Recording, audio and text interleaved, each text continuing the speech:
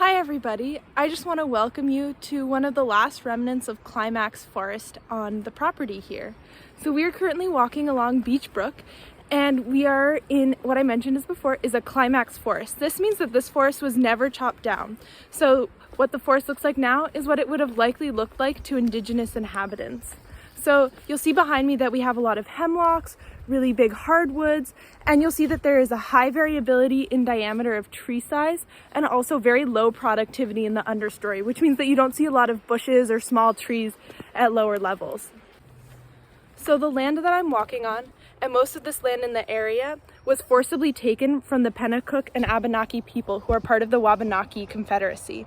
So I want to describe the story of these people in relation to this stolen land in an increasingly popular medium called a land acknowledgement. A land acknowledgement is a way to recognize land that was once home to Indigenous people. It was started as part of the Truth and Reconciliation Commission of Canada in 1994. There are a lot of opinions about land acknowledgements, and not all Indigenous people feel the same way about them.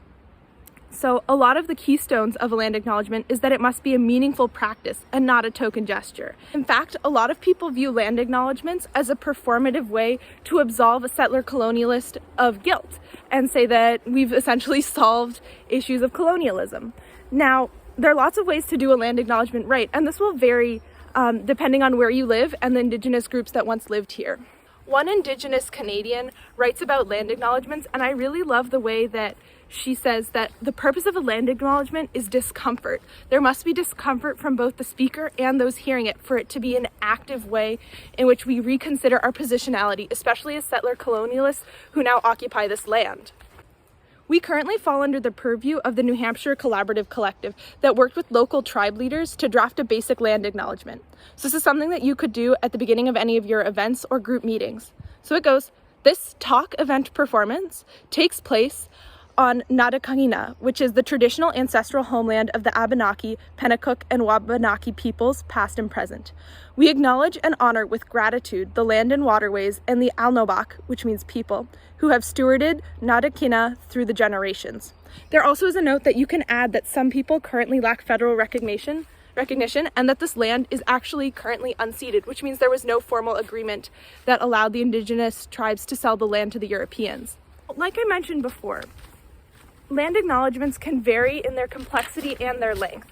I've seen ones that include people's personal experiences with the land, or ones that have brought Indigenous elders in to speak more about their connection with the space. I want to do a little bit more complicated one that looks at the scholarly evidence and history of the people who once occupied specifically this piece of land in the Lake Sunapee region. We are at the border of the Sokiki and Cowessik groups of the Pennacook and Western Abenaki that were once active in this area.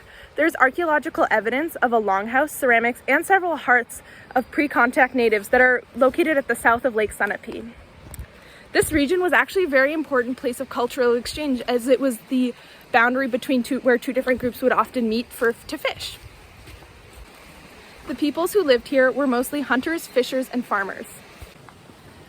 The Abenaki people named the lake that we're walking towards Sinanbik, which means the Rocky Lake. Some people think that that is where the name Lake Sunapee came from. However, other people say that it comes from an Algonquin word meaning wild goose, which comes from the idea that the outline of the lake actually looks like a bird in flight. The Pennacook and Abenaki people first interacted with Europeans around the 1600s and felt their effects for the rest of their history.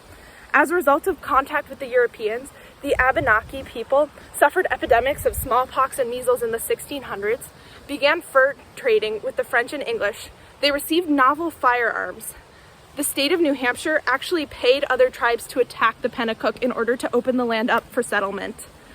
They supported France in the King George's War and the French and Indian War. They felt pressures from conflict, disease, and colonial land claims that instigated an anticlimactic fall of the Abenaki people as they intermarry with citizens, leave to Canada, or simply join the rural Euro population here in New Hampshire. This is currently unceded territory, which means that there was no formal land agreement for the Europeans to purchase this land. Certain tribe members are still working to get formal recognition for this space. I also want to mention that even after the Abenaki people left, the settlers and colonialists who came to this space used their hunting trails as ways to find the fastest way to different landmarks and also find the best hunting and fishing grounds. So even after the Abenaki people were gone, settlers still benefited from the legacy that they left behind.